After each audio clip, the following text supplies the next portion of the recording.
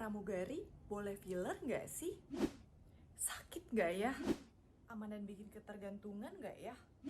Buat yang penasaran mau filler tapi masih takut-takut, nonton video ini sampai habis ya.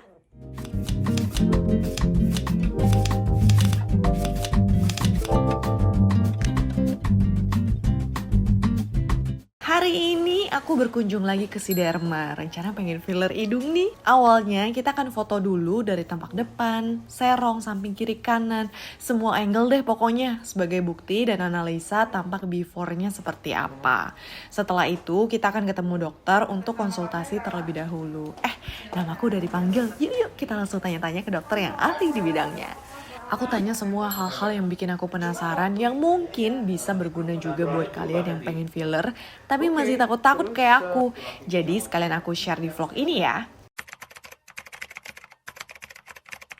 Basically, filler itu ada dua. Pertama, komponennya hyaluronic acid. Kedua, komponennya non-hyaluronic acid. Kalau hyaluronic acid itu memang banyak yang dipergunakan karena sebenarnya komponen hyaluronic acid itu kan ada di badannya manusia. Cuman seiring usia dia berkurang. Tanggung jawabnya itu kan memberikan penyalan, ya, hidrasi, tekstur kulit yang baik. Kalau sudah berkurang ya dia berbanding lurus dengan kerut yang terjadi, hilangnya volume. Filler yang sama juga tidak sekedar hanya untuk mengisi bagian-bagian yang hilang, tapi juga digunakan untuk contouring wajah. Misalnya ada beberapa orang yang merasa ingin lebih terlihat atraktif, hidung yang lebih mancung, dagu yang sedikit lebih terbentuk. Kalau wanita biasanya lebih feminine look. Terus ada beberapa kaum pria itu juga mau untuk menajamkan jawline-nya atau rahangnya. Itu semua bisa dibentuk. Jadi filler itu ada dua, hyaluronic acid dan non-hyaluronic acid. Kita nggak bicara non-hyaluronic acid saat ini, kita bicara yang pakai hyaluronic acid. Itu bisa dipakai untuk peremajaan, mengisi volume yang hilang, dan tujuan kedua untuk contouring,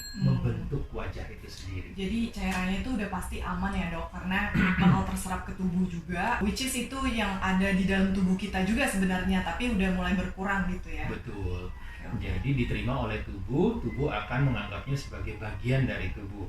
Makanya tidak akan ada reaksi alergi atau di kemudian hari berpotensi menjadi keganasan, itu enggak. Oh, nggak ada efek samping lah ya. Yes, tapi tidak permanen ya. Di atas 25 tahun sih sebenarnya sudah bisa, karena itu berpadanan dengan proses aging yang mulai agresif terjadi. Tapi juga sebelum usia 25 ada beberapa indikasi, katakanlah asimetri di wajah atau ada beberapa idiosinkrasi. Idiosinkrasi itu kekurangan ya dari bentuk wajah yang bisa dibentuk dengan filler, itu sudah bisa. Terus kalau batas usianya berarti nggak ada ya? Nggak ada. Mau sampai tua pun orang tetap bisa filler ya? Bisa. Cuman biasanya strategi applied-nya akan berbeda-beda. Filler itu sebaiknya kan diaplikasikan ke wajah pasien atau area dari wajah pasien, di custom sesuai dengan karakter pasien. Filler biasanya setelah dimasukkan oleh tentunya dokter yang berkompeten ya dalam bidang ini, biasanya aman ya.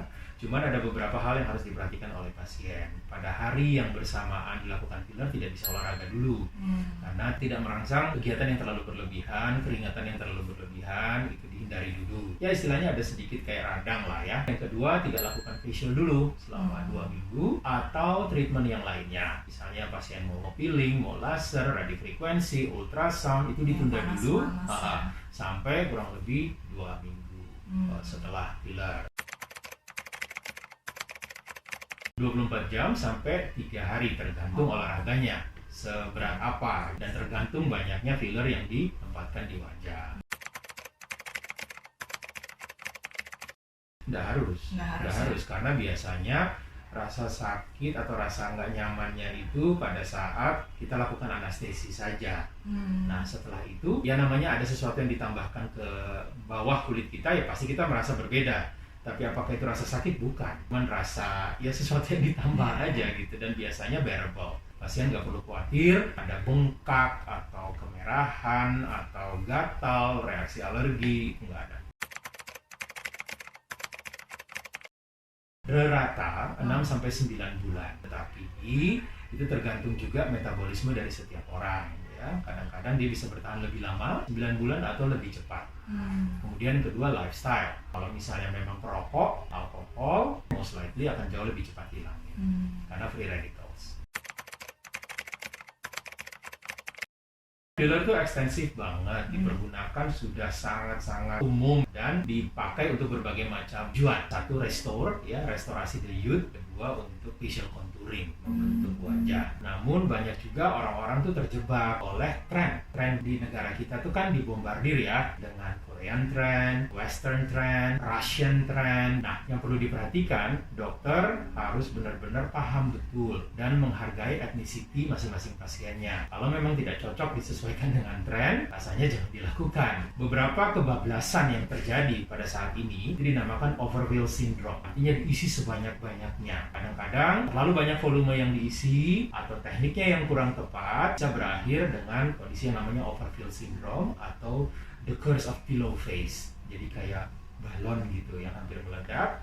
Atau pada saat dinamis berbicara, kadang-kadang waktu dia statis, wajahnya normal-normal saja. Tapi begitu dia berekspresi, filler yang penempatannya tidak tepat di posisinya, itu akan seolah-olah menumpuk di permukaan kulit. Gambaran yang paling sering dilihat itu seperti chipmunks, terlalu gitu, terlalu nonjol, which is itu nggak natural. Dan itu mengubah karakter pasien, dan kita harus hindari seperti itu.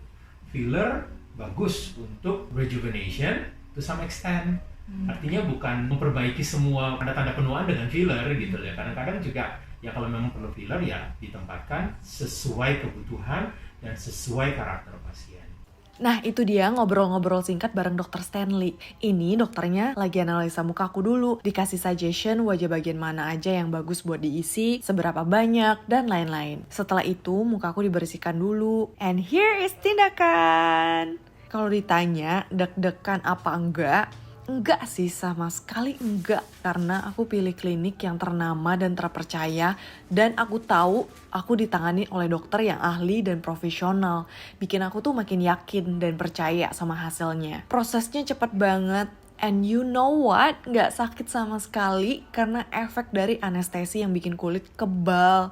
Agak kurang nyamannya pas di anestesi aja, sisanya aman. Bisa lihat sendiri kan dari facial expression aku. Muka aku tuh santai banget dan jeng jeng jeng. Here's the result. Aku nggak mau filler yang mengubah banyak bentuk wajahku karena aku takut ketika lepas dari filler malah jadi nggak pede sama bentuk asli wajahku karena udah terbiasa lihat perfect kan, jadinya bikin ketagihan kalau cairan fillernya udah hilang. Nah, aku nggak mau hal itu terjadi. Jadi untuk saat ini aku seneng dan puas banget sama hasilnya. Gila, suka banget sama hasilnya. Kelihatan jelas sih before afternya dan nggak terlalu over gitu, nggak terlalu lebay. Sesuai ekspektasi. Ya.